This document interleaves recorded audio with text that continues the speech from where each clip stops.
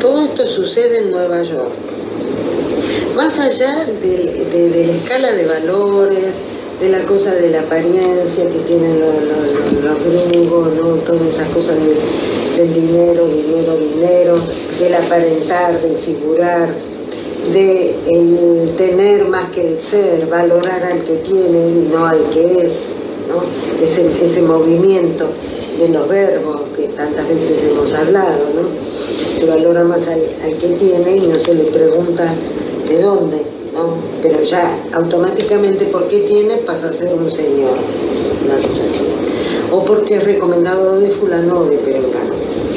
Esto que ya viene tan remanido, que se ha hablado tanto, no vamos a entrar en esa cuestión, que solamente uno figura si está en los medios, y solamente uno en esa cosa de la mostración y la apariencia, y tan atravesados como estamos en este sí, fin del siglo XX y todo lo que va del XXI, estamos con esas historias.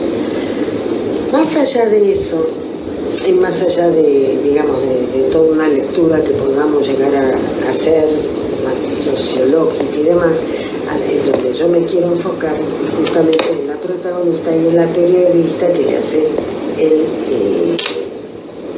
tema, le hace una entrevista. Reportaje. Y a lo largo de cómo ella va construyendo ese reportaje, va sabiendo cuál es la verdad de Ana, de dónde, cómo es que está Ana. Para hacer una apretadísima síntesis, Ana logra, ¿sí? Se va relacionando de forma tal con uno, con otros, o sea, sabe dónde poder hincar el diente, por así decirlo, para que ese la recomienda con otro. Ella nunca tuvo un peso, nunca tuvo un peso, pero se movió en los más, una chica de 26 años, que se dice rusa y con un pasaporte alemán. Todo eso recién en el último capítulo se dilucida qué es lo que pasó, de dónde viene y quién es. Pero digamos, ella se mueve en los más altos niveles, pero altísimos niveles, o sea, renta aviones, ¿no?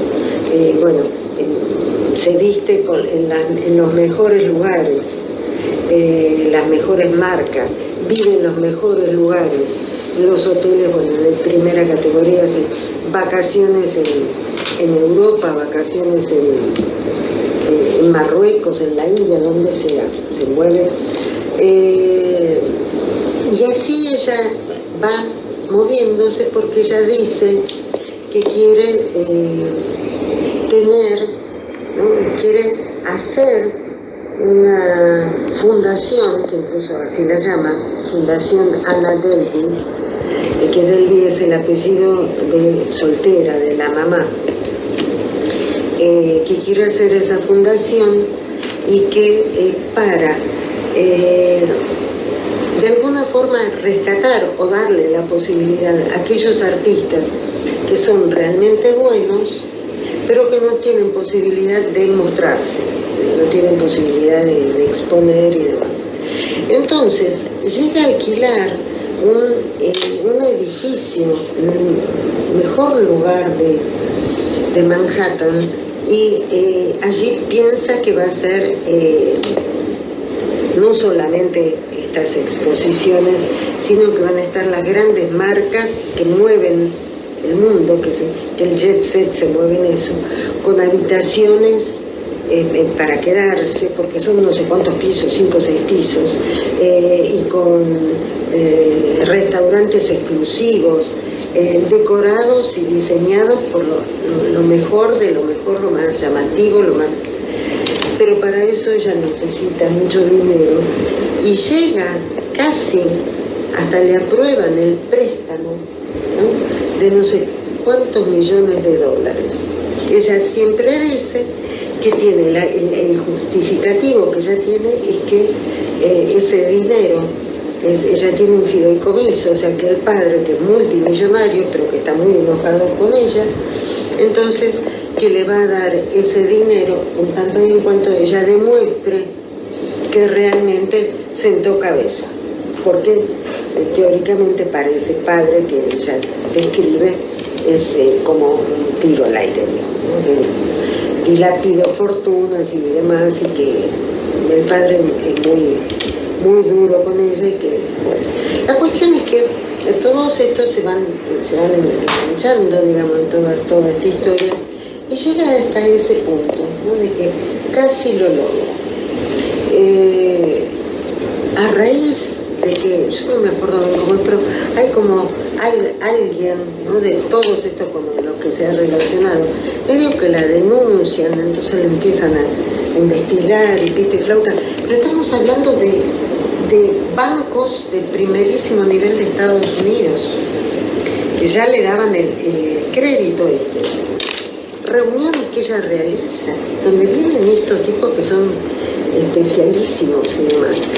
Bueno, la cuestión es que ahí se empieza, a raíz de algo, ¿no? Que alguien hace una denuncia, empiezan a investigar, así como que tiran de un hilito y empiezan a aparecer todas estas cosas, y no se puede creer porque ella era la estrella de Manhattan, ¿no? O sea, estaba todo el mundo con ella. Y entonces ahí se descubre, y entonces la meten presa. Entonces, ahí es como aparece esta periodista que, no sé de qué revista también, así como muy renombrada, y convence a su jefe, porque ella como periodista había tenido un traspié muy importante y le habían mandado una vía muerta, o sea, ya ella no se iba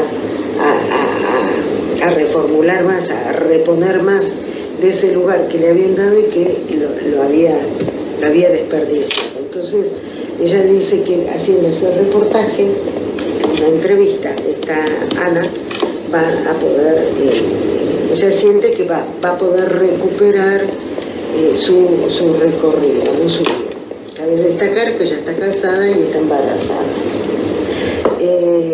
Pero bueno, digamos, ella trabaja todo el tiempo en pos de lograr eso. Finalmente la autorizan y está Ana Delvey en la cárcel, la recibe y entonces ella empieza a investigar y empieza a buscar los referentes, todos estos que teóricamente fueron estafados, y así es como logran hacer ese reportaje, y el reportaje es genial, es una maravilla. Y tanto es lo que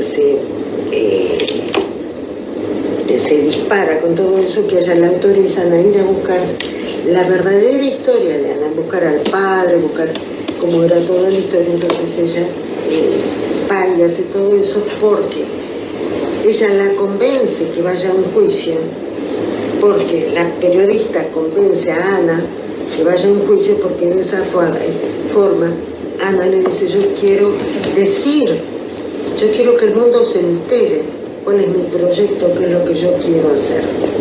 Y entonces dice: bueno, con el juicio todo el mundo se va a enterar, y entonces anda a juicio, no vayas a ningún arreglo, porque hay un arreglo ahí que le daban, no sé, menos cantidad de años, y ella entonces va al juicio, y en ese juicio se destapa toda la olla, y entonces ella va siempre vestida, ¿no? O sea, todo el mundo la ve como va vestida de primera marca, perfecta, qué sé yo, qué sé cuánto, y en cada sesión de esta, ¿no?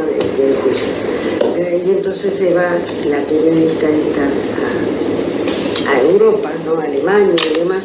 Y entonces ahí lo que se descubre es el hecho de que cuando cae el muro de Berlín, entonces el padre, que está casado y tiene a dos hijos, uno es Ana y el otro es un hijo, entonces emigran a Alemania, y ahí en Alemania son muy pobres, realmente son muy pobres, van a la escuela estatal y demás, y entonces ahí Ana se dedica es como que se obsesiona con estas revistas de moda, ¿no? del primer mundo, y exige a los padres que le compren ropa, que aquí, que allá, que esté todo de primera,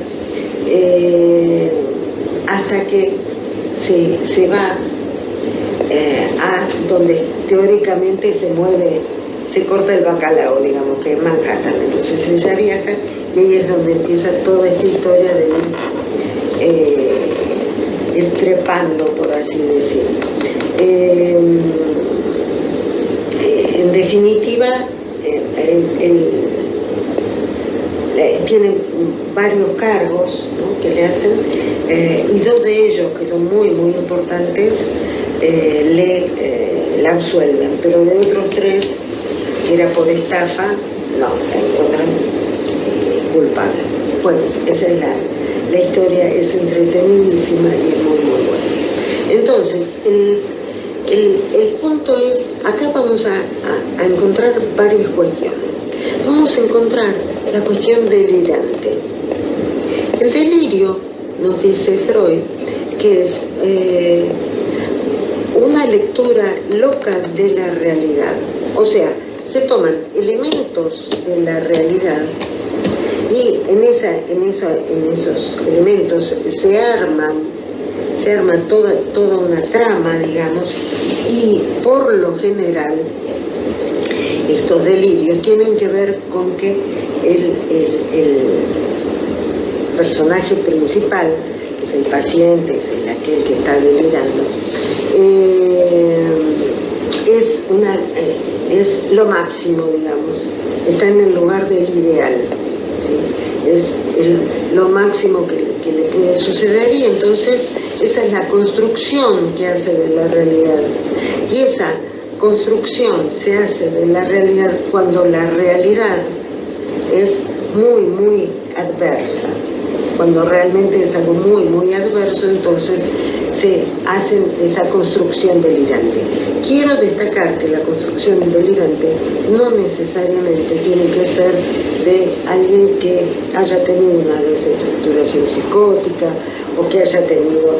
No, este es un mecanismo que utilizamos, que tenemos todos los seres humanos en nuestro aparato psíquico, y que cuando Freud nos dice que la novela del neurótico, en la que uno reconstruye toda la historia de la familia, generalmente se piensa como que es como si fuera un príncipe, como si fuera lo máximo, ¿no es cierto?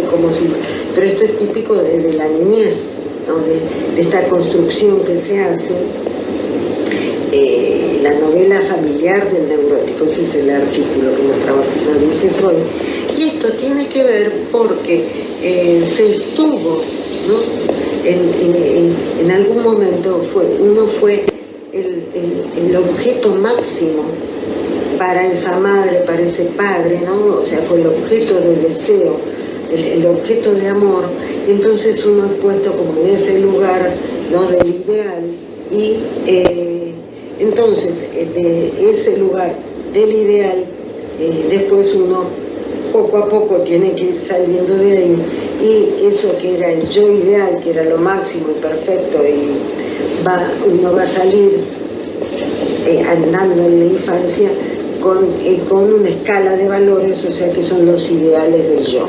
Más o menos a grandes rasgos la cosa pasa por ahí. Entonces, estas construcciones delirantes, insisto, no necesariamente van a ser de alguien que está totalmente desestructurado y que está mal, sino también son construcciones, es una hipótesis, es una teoría, una respuesta que se da, que arma, ¿no?, un mecanismo muy típico, que es el del juego.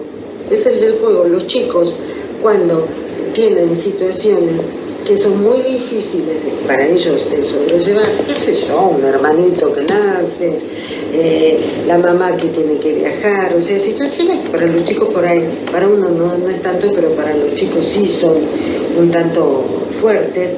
Entonces, en el juego, cuando juegan en la casa, y en eso se basa la terapia con chicos, ¿no? O sea, porque en el juego ellos explican lo que les está pasando, nos están mostrando lo que les está pasando.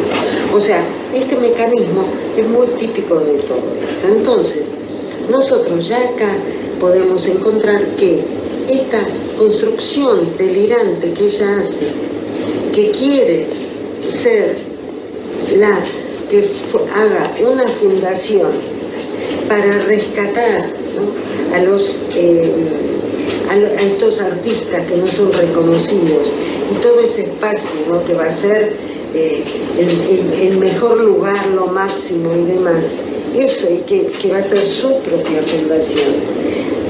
Está clarísimo que nos muestra esa lectura loca de la realidad, esta cosa delirante.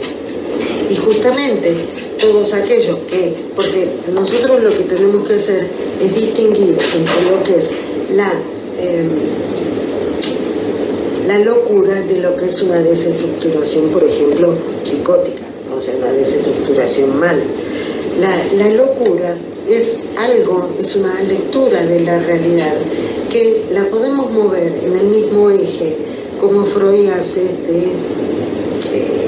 el amor y el odio, y nos dice que es como si fuera la temperatura, se mueven en la misma escala. Entre el frío y el calor uno se mueve, y entre el amor-odio, el objeto es amado y también puede ser odiado. O sea, en la misma escala. Del mismo modo, nosotros, siguiendo esa línea de pensamiento, tenemos la cordura y la locura. Cuanto más cercano, siempre la realidad total es imposible de asir, o sea, de poder leerla, de poder armarla, de poder agarrarla, ¿no? O sea, eso es imposible. Digamos, la verdad absoluta, eso no es posible. Pero sí lecturas bastante cercanas a lo que puede ser la realidad, ¿no es cierto? Ahora bien, a medida que me voy alejando hacia con cosas más locas, ¿no? Cosas más locas, entonces voy a ir cayendo en la locura. Entonces, esta cuestión de caer en la locura no es privativo de ciertas estructuraciones psicóticas o de... No.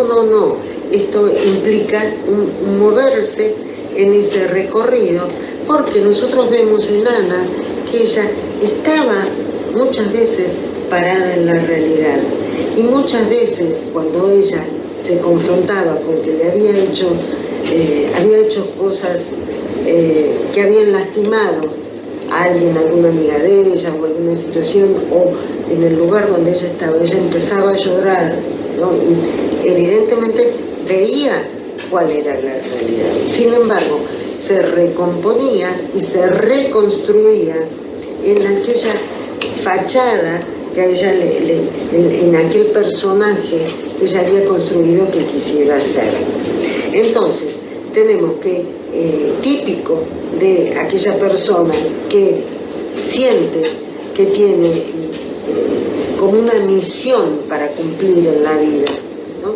Con este delirio que ha formado, porque generalmente estas personas que hacen estas construcciones delirantes se ponen en el lugar del centro, se ponen en el lugar de ser lo máximo, de ser un todopoderoso, todo absoluto. Entonces, desde ahí, desde ese lugar, en la cima, digamos, en la cúspide, desde ahí tiene máximos poderes, todo lo va a poder hacer, como un tinte maníaco, digamos, ¿no? O sea, que todo puede llegar a hacerlo, o sea, ser lo máximo. Y entonces, desde ese lugar es que se siente el centro del universo. Y de alguna forma, como tiene todo ese poder en sí, se siente con todo ese poder, bueno, algo tiene que hacer, o sea, tiene un llamado, tiene una misión que cumplir, que acá se ve clarísimo, que es esto que dice que quiere rescatar a los artistas que no tenían mucha difusión y demás. Entonces, ahí tenemos el lugar ese de que alguien que viene a cumplir una misión y que viene a estar en ese lugar, se tiene que saber, esto se tiene que difundir, ¿no? Esto tiene que suceder. Entonces es por eso que ella dice que quiere ser famosa, porque quiere, ella varias veces lo dice, ella quiere que esa misión que ella tiene de rescatar a estos artistas y demás, esta cuestión delirante, ella la quiere difundir y quiere que se sepa, y ella está convencida de eso. Ahora bien, ¿cómo es que ella llega a este punto, no es cierto? ¿Qué es lo que sucede? Ella viene de una familia muy pobre, ¿no? Y entonces, desde ese lugar de tanta pobreza y de tanta discriminación, porque la discriminaba mucho en Alemania, todas sus compañeras, el grupo social y demás, porque era rusa y porque no hablaba bien alemán, y cómo se vestía y pito y flauta, ella se pasaba todo el tiempo encerrada en su habitación mirando revistas estas del jet set, y de alguna forma ella va identificándose, se va identificando con estas personas que figuran allí. Entonces, ahora estamos en el punto de que vamos a trabajar la cuestión de la representación mental. Esta representación mental de la que nos habla Lacan, de la que trabaja Pura Cancina, que tiene que ver con esta emergencia en el registro imaginario, en esta faceta de nuestro ser, que tiene que ver con todo lo que son las identificaciones. Estas identificaciones son aquellas marcas, ¿no?, que nos han ido quedando, ¿no?, y que nosotros nos hemos ido identificando, pero en su totalidad.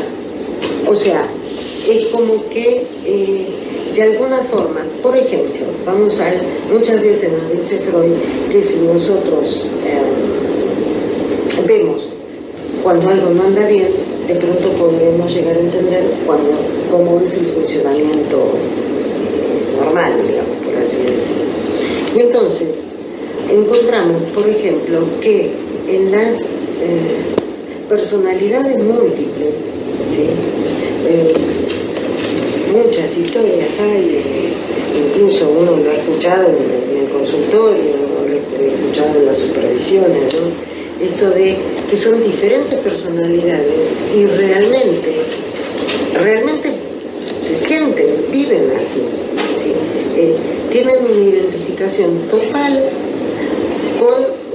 con una forma de ser, ¿sí?, una determinada. Por ejemplo, tomemos el caso de Sibyl, ¿no?, esta historia que se han hecho películas y hay libros, no sé cuántas personalidades le llegaron a contar, ¿no? Estamos hablando de una patología importante en este caso, ¿no es cierto? Pero realmente viven, ¿sí? O sea, de pronto pueden cambiar la forma de hablar, pueden cambiar, incluso hay personalidades dentro de un mismo ser humano que es alérgica a un alimento y la otra personalidad no es alérgica, y uno es tímido y la otra no lo es. Una es regular con la regla, con la menstruación, y la otra no lo es. Cosas así, o sea, son cosas muy importantes. Entonces, estas identificaciones es como que se van armando en esta forma de ser, en este aspecto que tiene que ver con la forma que uno se muestra, en la forma que uno toma, esta apariencia, esta fachada que uno tiene, ¿sí? Entonces,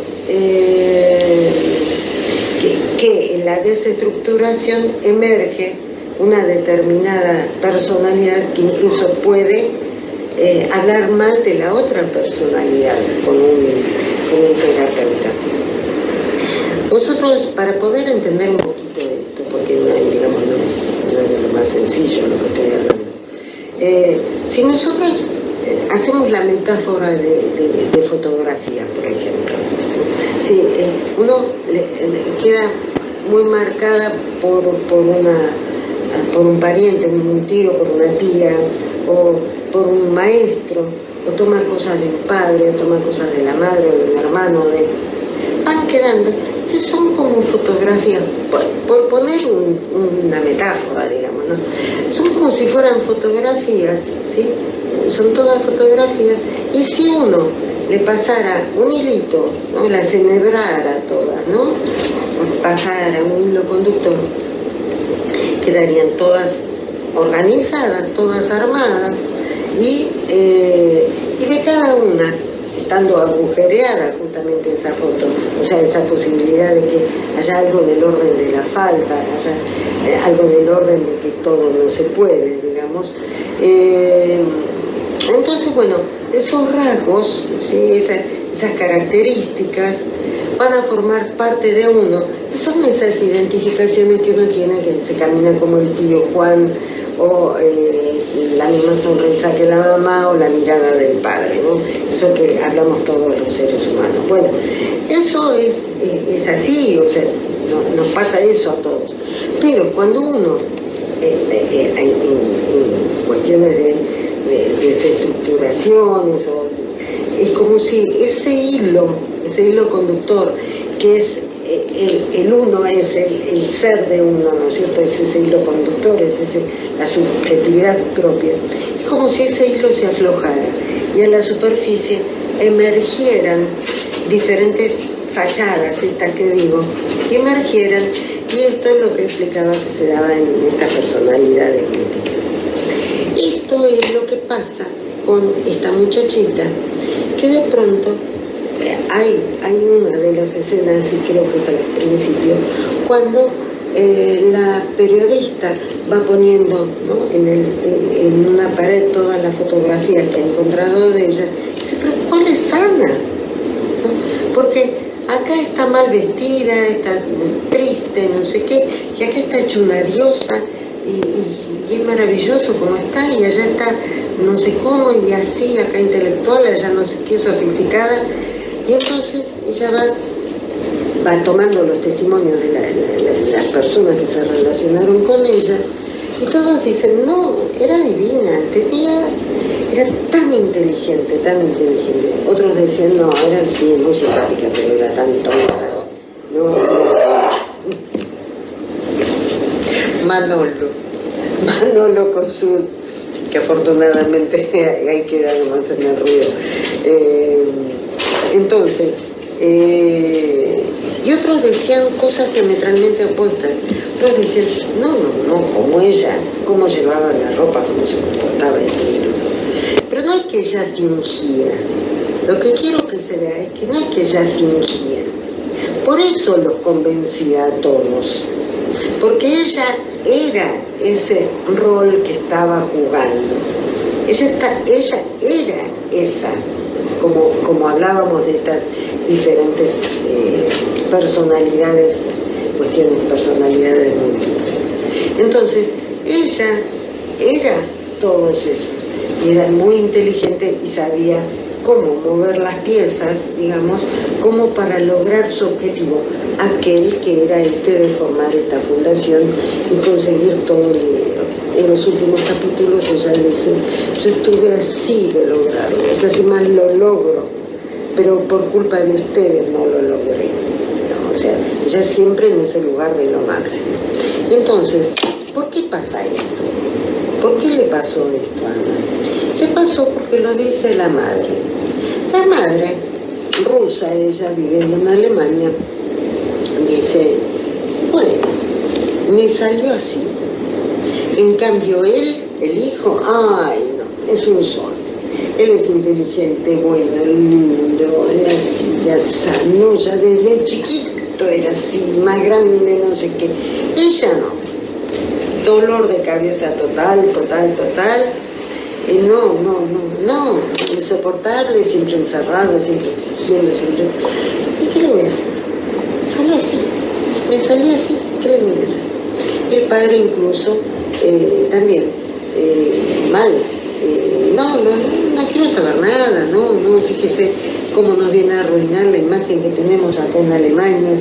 yo soy un hombre trabajador, que hay gente trabajadora, que vive y ahora con todo esto, imagínense los clientes, no quiero saber nada. Incluso lo llaman de la revista y le dicen, Ana está mal, venga a acompañarla, usted que es el padre, durante el juicio, porque ella lo necesita. No, niña, no aparece nadie. Entonces la explicación que da la madre es, y sí, me salió así, ¿y qué le voy a hacer? Y bueno, ¿y qué sé yo? Digo, como estas cosas, y llueve, algo así. O sea, no haciéndose cargo de lo que había sucedido allí. ¿Qué es lo que sucedió allí? Lo que sucedió es lo que estamos viendo ahora justamente en este recorriendo nuevamente, y siempre encontramos algo nuevo, pura cancina, mostrar la cuerda. Justamente lo que sucedió es que ella, si bien pertenecía a una familia con un nombre, un apellido, incluso, no me acuerdo el apellido, Sorokin, ruso, que parece ser que es un apellido muy común en Rusia, como llamarse Pérez en español. Entonces, ella no, ese apellido no lo usa más y utiliza el apellido de soltera de la madre, que es el que tiene a mano. ¿Qué es lo que pasó acá? Si bien ella pertenece a una genealogía, o sea, si ella pertenece a una familia, o sea, en términos lacanianos está funcionando la metáfora paterna, o sea, ella es arrancada de la naturaleza, metida en la cultura, por así decirlo. Tiene una familia en donde aparece toda esta cuestión del nombre del padre. No se da la posibilidad del amor, ¿no? Dar lo que no se tiene a quien no lo es, nos dice Lacan. Ella no es recipiente, alguien que reciba el don de amor, o sea, alguien que te quiere porque te quiere, ¿no? O sea, eso es un don, porque sé que a través de este hijo, de esta hija, yo voy a trascender, y sí, es verdad, me voy a morir y la muerte, no sé qué, pero mi apellido, me voy a trascender en esta hija, en este hijo. Eso es lo que no sucede. Entonces ella queda puesta en el lugar de un objeto que de alguna forma la pueden... nadie dice, no sabemos si ella la maltrataron o no, pero el maltrato vino desde ese lugar que no la amaron, no fue deseada, tal vez sí deseada, pero no fue considerada, no le fue dado, ¿no? Eso de, porque sos de estar en ese, ser objeto de ese amor. Entonces, desde ese lugar es que ya el recurso que el aparato psíquico encuentra es ese de armarse como puede, y escapa en cuanto puede. Ella se va de Alemania en búsqueda de ser reconocida, de ser afamada. Eso es algo que lo venimos pensando muy ya hace un tiempo, que no solamente tiene que ser que alguien, un padre, una madre, una familia, nos diga, este es hijo nuestro y pertenece a esta familia, sino que se está viendo últimamente que hay algo del orden que uno también tiene que aceptar, dar el ok a esa familia. Lo hemos visto, por ejemplo, en hijos de familias o de padres que son delincuentes muy importantes o represores terribles, que le piden al juez que les quiten ese apellido porque no soportan, ¿no?, el peso de llevar ese apellido, o sea, de salirse de esa genealogía. Y eso es lo que hace Ana. Ana reniega de alguna forma de ese apellido que es Sorokin y toma otra genealogía que la que le queda es la de la otra parte de la familia, ¿no es cierto? Pero ella dice que se va a hacer a sí misma ¿no? Que ella se hizo a sí misma, que hizo toda esa construcción y que estuvo así de lograrlo. Esto es lo que nosotros estamos viendo mucho, sobre todo con esta cuestión del neoliberalismo y esto en Estados Unidos, donde hablan de personas que se hicieron a sí mismas, sin un padre, sin una madre. El caso de Bill Gates, o el otro, el de Zuckerberg de Facebook, bueno, que ahora estoy usando su empresa, justamente en Facebook, como que no tienen un pasado, que se hicieron a sí mismos. Cosa que no es así, porque justamente uno necesita de ese otro, de ese gran otro, que a uno lo cobije, le dé lugar. No se puede no estar por fuera de ese otro, de ese gran otro. Y sin embargo es esto, porque lo que nos lleva es a esto, nos lleva a estas situaciones patológicas y muy padecientes, porque se sufre mucho en todo eso. Entonces, tenemos a estos padres que no la reconocen como una hija, ¿no? Una hija en ese sentido del que estaba hablando. Entonces ella de alguna forma reniega, ¿no? Reniega de esa familia, reniega de esos padres y se construye a sí misma. Entonces tenemos toda la cuestión delirante, las diferentes facetas que ella tenía. ¿Qué más?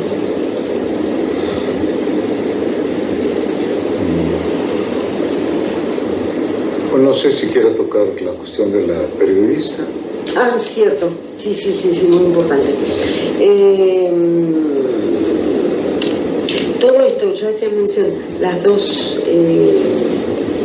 estas dos películas que nombramos, ¿no? De gente venida menos, me refiero tanto la de la muchacha en México, que era de lo más granado, como la otra también, Cama afuera, cama adentro, no me acuerdo, tienen que ver con todo esto, con esto del derrumbe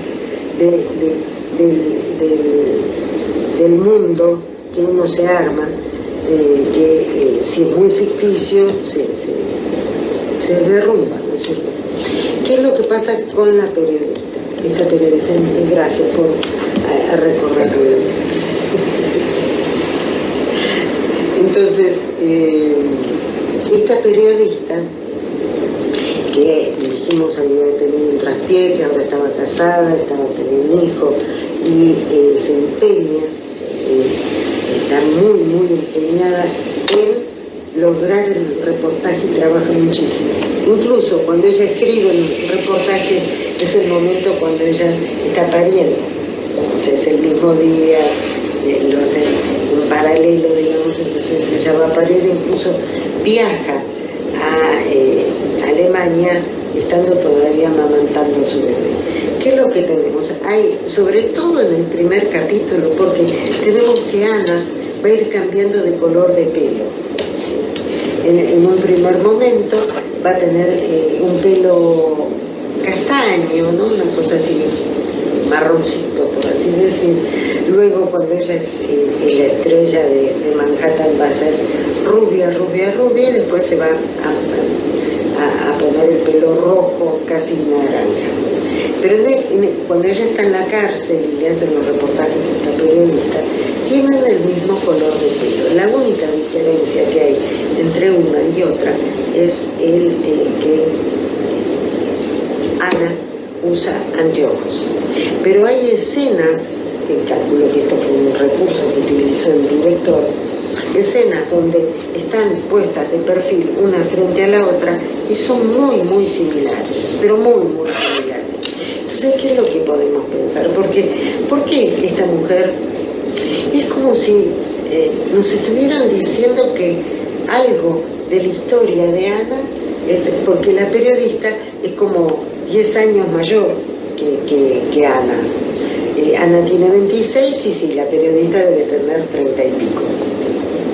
Entonces, ¿qué es como si fuera el mismo personaje, pero en diferentes momentos, digamos, que es la misma persona, es la misma imagen, ¿no? En el espejo, una y otra, ¿no? Son como como similares. Entonces, ¿qué es lo que hace que esta periodista que está embarazada, que el marido, que es un dulce, que le dice, pero no, disfrutar de tu embarazo, no importa, no, ella está decidida y se siente mal, le duele la panza, le duele la espalda, le hacen masaje, todo, ella insiste en que tiene que sacar adelante el reportaje.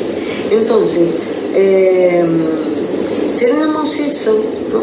Que de alguna forma lo que podemos llegar a pensar, digamos, ¿por qué tanto empecinamiento en conocer la historia de Ana?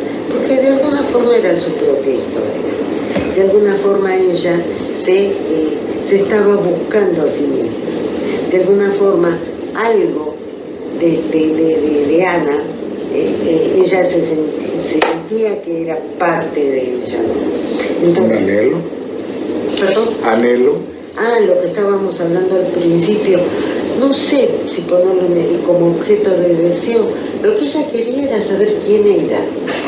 Ella quería saber dónde estaba parada, quién era, porque había tenido esa oportunidad y la había desperdiciado, teóricamente, no sabemos cómo. Entonces ahora como que ella quiere su nombre, de alguna forma es lo mismo, porque ella quiere que su nombre, limpiar su nombre, con su apellido, ¿no? O sea, un poco el mismo objetivo que tenía Ana, que era de la fundación y rescatar todo eso que decíamos que estaba en el delirio de ella. Algo de eso le pasa a la periodista, porque ella lo que quiere es limpiar su apellido, que está sucio, quiere tener un nuevo, hacerse un nombre, igual lo mismo, hacerse un nombre por ella misma, porque bueno, escribe el reportaje tan importante. Y entonces esto, porque uno cuando ve la serie dice, pero tenés la bebé, no te sentís bien, porque seguir, ¿no? Con todo esto, porque se le iba complicando. Sin embargo, el tema es que ella se estaba buscando a sí misma. Entonces, en ese buscarse a sí misma, es como que primero quería reconocerse, ¿no? A sí misma, para poder después dedicarse a esa bebé que ella decía que la amaba mucho y que la quería mucho. Muy bien. Bueno, ¿qué dice? ¿Muy largo? No, bueno, no se me hizo. Bueno. Interesante. Sí. Nos dijo